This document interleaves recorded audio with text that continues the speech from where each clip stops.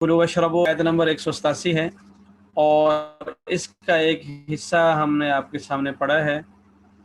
جس کی روشنی میں روزے کے حوالے سے کچھ احکامات موجود ہیں، اور اس کے ضمن میں ہم نے کچھ مزید احکامات آپ کے سامنے عرض کرنے ہیں۔ روزوں کے احکامات کا سلسلہ جاری ہے، تو ان میں سے آج بھی انشاءاللہ ہم اسی طرح کچھ مسائل عرض کریں گے جو روزے کے دوران عام طور پر پیش آتے ہیں اور ہمیں ان کا علم ہونا ضروری ہے۔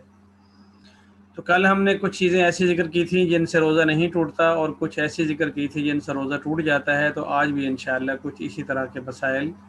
افطاری تک کے ہم نے انشاءاللہ ذکر کرنے ہیں۔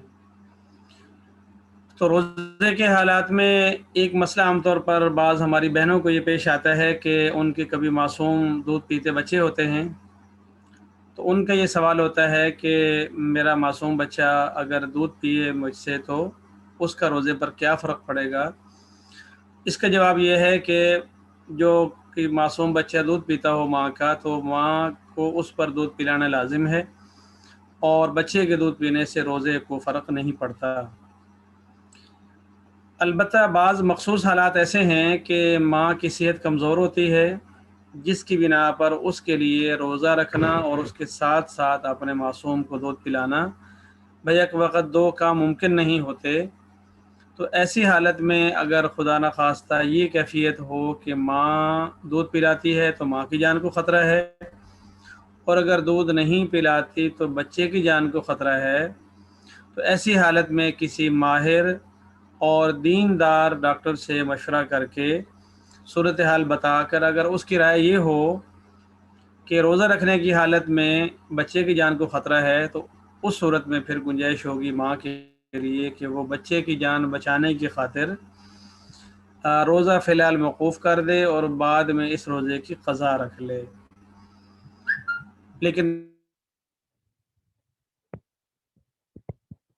نیٹ کا مسئلہ بڑا ہوتا ہے،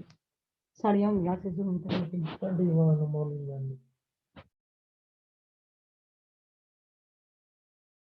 شریعت نے یہاں پر ڈاکٹر کی رائے کو معتبر کہ وہ ماہر ہو اپنے فن میں اور اجازت دی ہے، تو اس میں یہ ذہن میں رکھنا چاہیے کہ جو شخص سفر میں چل رہا ہے وہ، اور یہ جس کا رات سے پکا ارادہ ہے کہ دن کو میں نے لازماً سفر کرنا ہے، اور سفر بھی ایسا ہو جو سفر شرعی بنتا ہو، یعنی جہاں سے چلنا ہے اور جہاں پہنچنا ہے وہاں پر ان کے مابین 78 کلومیٹر کا سفر بنتا ہو، تو یہ شخص روزہ چھوڑ سکتا ہے۔ اگر صبح گھر پہ تھا، سفر کا ارادہ نہیں تھا اور روزہ رکھنے کی نیت کر لی، تو اب یہ نہیں ہو سکتا کہ وہ سفر شروع کرے اور روزہ توڑنے کی اس کو اجازت ہو جائے۔ اسے اپنا روزہ مکمل کرنا چاہیے اور سفر شروع کرنا چاہیے، ورنہ پھر اس کو اپنا سفر موقوف کر کے روزہ مکمل کر کے اگلے دن جو ہے وہ سفر اختیار کرنا چاہیے۔ اور اسی طریقے سے اس میں عزیمت یہ ہے کہ اگر ایک آدمی روزہ رکھ سکتا ہے، سفر بھی کر سکتا ہے، تو پھر وہ روزہ رکھ لے اور اس کے بعد سفر بھی جاری رکھے، اس میں کوئی حرج نہیں ہے۔ اسی طریقے سے روزے کی حالت میں جو لوگ مریض ہوتے ہیں تو اس میں بھی کیفیت ہوتی ہے انسان کی کہ کس کیفیت میں جا کر اس کے لیے روزہ توڑنا جائز ہو رہا ہے۔ اس میں بھی یہی حکم ہے کہ اگر کوئی ماہر اور دیندار ڈاکٹر یہ کہتا ہے کہ اس وقت اس کا روزہ ہر حال میں توڑنا ضروری ہے، تو اس وقت توڑنے کی اجازت ہوگی، ورنہ روزہ توڑنے کا سخت گناہ ہے۔ اور کوئی ایسی اور چیز نہیں ہے کہ جو توڑنے سے 60 دفعہ ادا کرنی پڑتی ہو۔ واحد ایک روزہ ایسی عبادت ہے جو ضائع کرنے سے بعد میں اس کی قضا بھی لازم آتی ہے، اور 60 جو ہے روزے بطور جرمانے کے بھی رکھنے پڑتے ہیں۔ اسی ضمن میں ایک معاملہ ہے معصوم بچوں کو روزہ رکھوانے کا، اس میں بھی ذہن میں رکھنا چاہیے کہ بالغ ہونا جو ہے بلوغت، اس پر اللہ تعالیٰ کی طرف سے احکامات فرض ہوتے ہیں، اس سے پہلے کوئی چیز فرض نہیں ہے۔ تو بلوغت کی جو عمر ہے وہ مختلف بچے کی طبیعت کے لحاظ سے اور موسم وغیرہ کے لحاظ سے 13، 14، 15، 16 ان سالوں میں جا کر عام طور پر لوگ بالغ ہوتے ہیں، بعض دفعہ 12 سال کی عمر میں بھی بلوغت آ جاتی ہے۔ بہرحال اس سے پہلے جو ہے بچے پر روزہ نہیں ہے، لیکن بس اوقات والدین کی خواہش ہوتی ہے کہ ان کا بچہ پہلا روزہ جو ہے وہ بالغ ہونے سے پہلے رکھ لے، تو اب کس عمر میں رکھوانا چاہیے؟ تو اس کے لیے بھی یہ شرط ہے کہ بچے کی صحت اور موسم کا تقاضا اور حالات کا تقاضا یہ بتاتا ہو کہ غالباً یعنی 80% والدین کو اس بات کا یقین ہو کہ ہمارا بیٹا یا بیٹی جو ہے وہ روزہ مکمل کر لیں گے بغیر کسی زیادہ پریشانی کے، تو اس حالت میں ان کو روزہ رکھوا سکتے ہیں۔ اور اگر ایسا نہ ہوا اور ہم نے شوق میں، ذوق میں اور اس بات کا چرچا کرنے میں کہ بھئی ہمارے بیٹے نے بھی ماشاءاللہ روزہ رکھا ہے اور آج اس کی افطاری ہے پہلے ہی اور سب لوگ آئیں، اور ایسی حالت میں روزہ رکھ لیا گیا، بعد میں بچے کی صحت نے اجازت نہ دی اور روزہ توڑوانا پڑا بچے کی جان بچانے کے لیے، تو ایسی حالت میں والدین جو ہے وہ اس کی پکڑ میں آئیں گے کہ ایسا کام کیا ہی کیوں تھا، ایسا نیک عمل کیوں شروع کروایا معصوم بچے کو، اس پہ لازم نہیں تھا اور آپ نے اس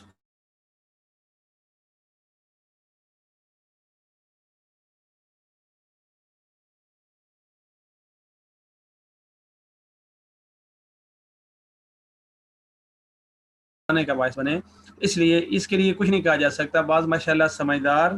یا علاقہ ایسا ہے کہ جہاں پر سختی ہے یا کام ایسا ہے جہاں پر مشکل مشقت ہے، تو کبھی کبھی اس سے زیادہ عمر کا بچہ بھی روزہ پورا نہیں کر پاتا، تو اس بنا پر اس کا بھی ذرا خیال کرنا چاہیے۔ اسی طریقے سے کبھی کبھار شدید بخار ہو جاتا ہے، اور بخار کی حالت میں کبھی کبھار غنودگی آ جاتی ہے، انسان بے ہوش ہو جاتا ہے اور اس کو ہوش نہیں رہتا انجیکشن لگوانے کی وجہ سے یا ڈرپ لگوانے کی وجہ سے۔ اب آدمی روزے میں ہے، سو گیا ہے، اب اس کی اثر بھی جا رہی ہے، مغرب بھی جا رہی ہے، افطاری میں بھی ہوش نہیں آ رہا، تو یہ کیفیت بھی بہرحال ہے خطرناک، اللہ تعالی حفاظت فرمائے۔ لیکن نماز چھوڑنے سے روزہ جو ہے وہ اپنی جگہ باقی رہے گا۔ جب اس کو ہوش آئے تو اس وقت اس کی افطاری کرا دی جائے اور پھر اس کو بتا دی جائے کہ آپ ہوش میں نہیں تھے اور آپ کی اتنی نمازیں جو ہے وہ ضائع ہو گئی ہیں۔ اور اسی طرح اگر کوئی آدمی رمضان میں ہے اور مسافر ہے اور اس پر رمضان کا روزہ اس وقت لازم نہیں ہے، تو یہ سوچتا ہے کہ میں نفلی طور پر روزہ رکھ لیتا ہوں، تو ایسا نہیں ہوگا۔ اگر وہ نفلی رکھ سکتا ہے تو اس کا مطلب یہ ہے کہ فرضی بھی رکھ سکتا ہے، اس صورت میں اس کو فرض روزے کی ہی نیت کرنی چاہیے، نہ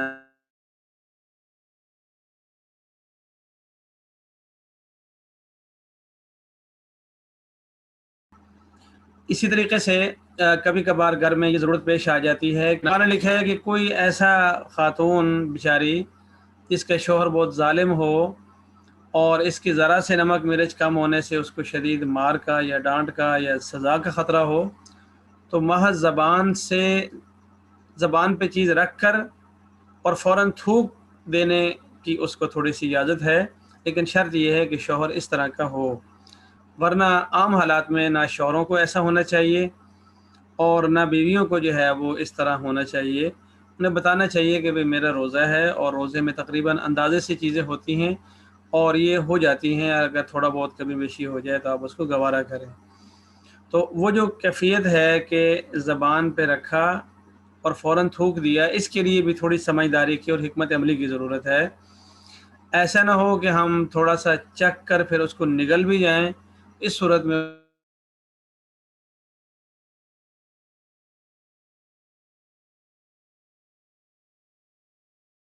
ٹوٹ جائے گا، اور جو کہ ہم جان بوجھ کے ایسا کر رہے ہیں، ایسا ہو سکتا ہے ہم کہیں کمرے میں بند ہیں یا خدا نہ خواستہ کوئی جیل میں ہے یا ہم ٹرین میں ہیں یا جہاز میں ہیں کہ ہمیں وہاں علاقے کا ہی نہیں پتہ چل رہا کہ اس علاقے میں کب وقت ہوتا ہے افطار کا، تو ایسی یا اسی طرح ہم جنگل میں ہیں، صحرا میں ہیں، کبھی انسان سیر و سیاحت میں جاتا ہے تو وہاں ایسی کیفیت پیدا ہو جاتی ہے، یا گاڑی ایسی جگہ رک جاتی ہے جہاں پر اس کو نہیں رکنا چاہیے، ایسی تمام صورتحال کہ جہاں پر افطاری کے وقت کا اندازہ نہ ہو رہا ہو، اللہ نے فرمایا ہے کہ بندے کو چاہیے کہ وہ عام لیکن افطاری کے وقت ہوا نہیں تھا، یا اس کی ایک صورت یہ بھی پیش آ سکتی ہے کہ کسی مسجد کے قریب لوگ رہتے ہوں اور اس دن ان کا مؤذن یا کوئی بھی شخص آ کر غیر ذمہ داری کا ثبوت دیتے ہوئے وقت سے تھوڑا پہلے اذان دے دے یا سائرن بجا دے، یا کوئی بھی ایسی حالت کہ جان بوجھ کر نہیں، غلطی سے ہم روزہ پہلے کھول بیٹھیں، بعد میں ہمیں پکا پتہ چل جائے کہ اس وقت تک ابھی سورج غروب نہیں ہوا تھا، تو ایسی حالت میں روزہ ٹوٹ گیا اور لازم ہوگی، یہ غلطی معاف نہیں۔ افطاری میں بہت دفعہ لوگوں کا یہ خیال ہوتا ہے کہ بھائی کھجور لازمی ہونی چاہیے، فروٹ لازمی ہونے چاہیے، تو حدیث پاک میں اس کی ترغیب اور فضیلت تو ہے کہ بھائی افطاری کی جائے تو کھجور سے کی جائے، اگر وہ نہ ہو تو پھر پانی سے کی جائے، لیکن یہ کوئی ایسا لازمی عمل نہیں ہے کہ اگر کھجور نہیں تھی یا پانی نہیں تھا یا فلانی شے نہیں تھی تو ہمارا روزہ جو ہے وہ افطار ہونے سے رہ جائے۔ جس چیز سے بھی آپ روزہ کھول لیں گے، کچھ کھا پی لیں گے تو آپ کا روزہ کھل جائے گا۔ بعض لوگ ایسا کرتے ہیں کہ وہ یہ اذان بھی آنے دیتے ہیں، ابھی تک دعا کر رہے ہوتے ہیں، وہ اذان بھی آنے دیتے ہیں، پھر کہتے ہیں آخری اذان۔ ان کو یہ شبہ رہتا ہے کہ پتہ نہیں اس مسجد والے جو ہے نا وہ بے وقوف ہیں اور ابھی روشنی ہوتی ہے تو اذان دے دیتے ہیں، میں ان پہ بھروسہ نہیں کرتا۔ تو ایسا نہیں ہے، جب سورج ڈوب جائے اور اگرچہ روشنی ہمیں دکھائی دے رہی ہو تو اگر وقت ہو گیا تو پھر ہمیں افطار کر لینا چاہیے۔ محض وہم کی بنا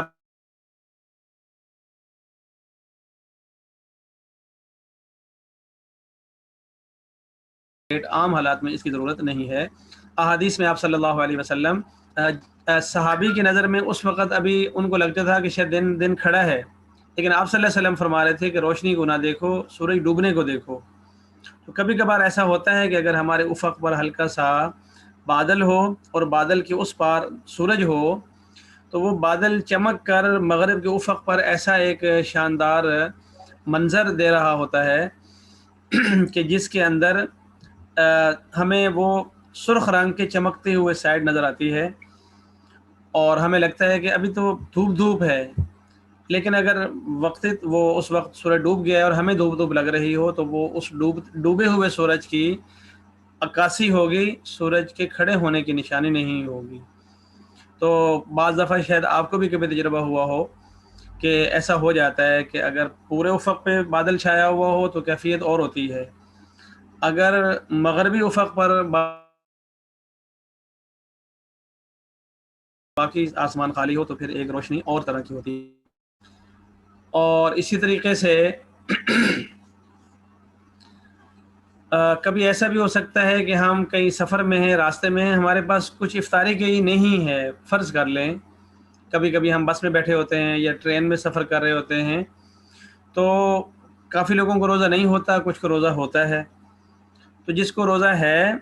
اس کے پاس کوئی چیز افطاری کی نہیں ہوتی اور وہ شرم کی وجہ سے کہ میں مانگوں کیسے مانگوں، سوال کیوں کروں، تو وہ یہ سوچتا ہے کہ آگے سٹاپ آ جائے گا تو میں انشاءاللہ افطاری کر لوں گا۔ تو وہ جو بالکل مجبوری والی بات ہے اس میں بہرحال وہ شخص گناہگار نہیں ہوگا، لیکن جس کو روزہ ہو اور اس کے پاس افطاری بھی ہو تو وہ تھوڑا سا اس بات کا دائیں بائیں لحاظ کر کے ایک دوسرے سے پوچھ لے کہ بھائی یہ تھوڑی سی کھجوریں ہیں، اگر آپ میں سے کسی کا روزہ ہو افطاری کرنی ہو تو میں حاضر ہوں۔ تو وہ یہ ہوگا کہ اگر 5-4 کھجوریں ہمارے پاس ہیں اور بس کے اندر 5-4 لوگ روزے والے ہیں تو ہماری ایک ایک کھجور سے اگر سب کا روزہ کھل جاتا ہے تو ہمیں انشاءاللہ اس کا ثواب ملے گا۔ اسی افطاری کے ضمن میں 2-3 مسائل ہمیں سمجھ لینے چاہیے کہ ہم جب افطاری کرواتے ہیں کسی کو تو اس میں بھی تکلفاً چیزیں نہیں کرنی چاہیے، اور اگر کوئی ہمیں افطاری پر بلاتا ہے تو اس میں بھی تکلفات سے کام نہیں لینا چاہیے۔ حدیث پاک میں اس میں کوئی شک نہیں ہے کہ جو کسی کو روزہ افطار کرواتا ہے تو اللہ رب العزت روزہ رکھنے والے کو بھی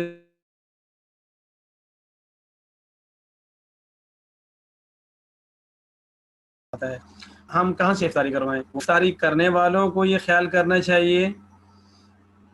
کہ بہت زیادہ لوازمات کا تقاضا یا کسی کے ہاں کم گنجائش تھی تو اس پر تبصرہ کہ بھائی بلانے کے لیے تو شوق سے بلا لیا ہے، اگر یہی کچھ دینا تھا تو اس سے بہتر تو ہمارے گھر میں ہوتا ہے۔ تو یہ مزاج ٹھیک نہیں ہے، گھر میں سے بہتر ہوتا ہے تو اللہ پاک اور بہتر دے، لیکن جس نے جس خلوص سے آپ کو بلایا ہے تو آپ اگر آ گئے ہیں تو اب آپ یہ سمجھیں کہ آج آپ کے نصیب میں یہی رزق تھا۔ اور بلانے والا جو ہے وہ خیال کر لے کہ جس معیار کے لوگوں کو یا جس مقدار میں لوگوں کو بلا رہا ہے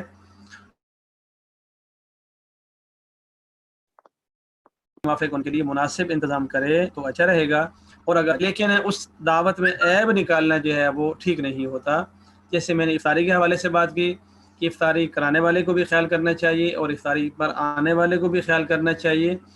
بالکل اسی طریقے سے عام حالات میں کوئی دعوت ہو تو اس میں دعوت کرنے والے کو بھی لحاظ کرنا چاہیے, دعوت کھانے والے کو بھی لحاظ کرنا چاہیے. اور اس میں تھوڑا بہت عموماً جب ہم افطاری کرا رہے ہوتے ہیں اور زیادہ مقدار میں کروا رہے ہوں تو بہت دفعہ اس میں ریاکاری بیچ میں خواہ پہنچ جانے کا خطرہ رہتا ہے.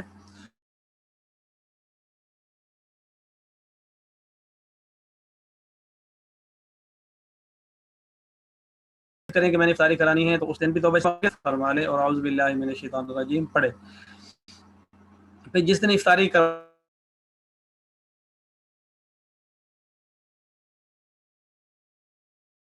رہا ہو کہ یہ اللہ کا کرم ہے, قابل کہاں تھا کہ اللہ تعالیٰ جو ہے وہ جس وقت لوگ آ رہے ہوں تو ان کا بھی وہ شکریہ ادا کر رہا ہو کہ آپ کا احسان کہ آپ اس پر مشقت وقت میں اپنا گھر بار چھوڑ کر میرے گھر پر تشریف لائے, اپنی سکون کو, اپنے گھر والوں کے ساتھ افطار کرنے کو آپ نے میری خاطر قربان ختم میں نے پیش کر دیا. یا اللہ اگر کہیں اسی طریقے سے جو افطاری کرنے آنے والے ہیں تو انہیں بھی دعائیں دیتے جانا چاہیے. آتے ہوئے بھی دعا کریں کہ یا اللہ جس بندے نے آج اتنا سوچا ہے یا اللہ اس کے گھر میں برکتیں دے, اس کے رزق میں برکتیں عطا فرما, اس کی اولاد کو نیک بنا. اور اسی طرح آئیں تو شکریہ ادا کریں کہ بھئی آپ نے ہمیں اس قابل سمجھا کہ ہمیں عزت دی. تو تھوڑا بے شک آواز سے بھی الفاظ میں بھی کہہ دیں کہ